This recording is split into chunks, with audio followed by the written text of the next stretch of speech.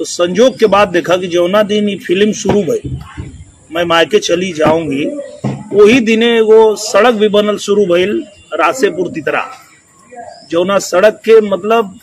लंबे समय से लोग इंतजार करते रहे और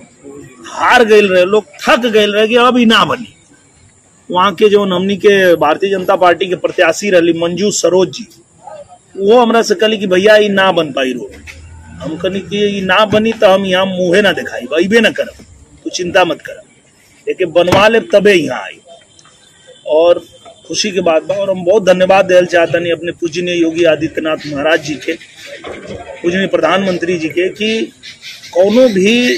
काम, कठिन से कठिन काम लेके अगर आजमगढ़ के हमनी की जाल जाला तो ऊपर तुरंत विचार होला और ओके पास कर दिया जाला। और वो सड़क पास हो गई, अब वही दिने वो सड़क बनल चालू भइल रासेपुर तितरा, और वही दिन सिनेमा बनल चालू भइल।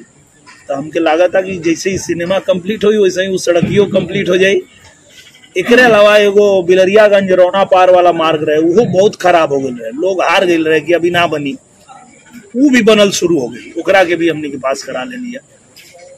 तो कहे के मतलब ये बाटे कि हमनी के जौन आदेश मिलल रहे प्रधानमंत्री जी से, नरेंद्र मोदी जी से, जौन आदेश मिलल रहे अमित शाह जी से, जौन आदेश मिलल रहे हमनी के योगी आदित्यनाथ जी से, कि आपको आजमगढ़ में रह के आजमगढ़ के लिए काम करना है, आप अपनी शूटिंग करना है शूटिंग करिए, पर आजमगढ़ में करिए,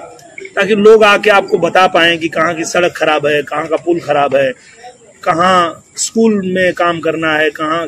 कौन सा काम है जो नहीं हो रहा है, वो काम करने के लिए आपको वहां रहना है। तो हम यहीं हम लोग रहते हैं, हमारी पूरी टीम है, ये जो जितने लोग बैठे आपको दिख रहे हैं, राजेश जी हैं, रामदरस जी हैं, प्रमोद जी हैं,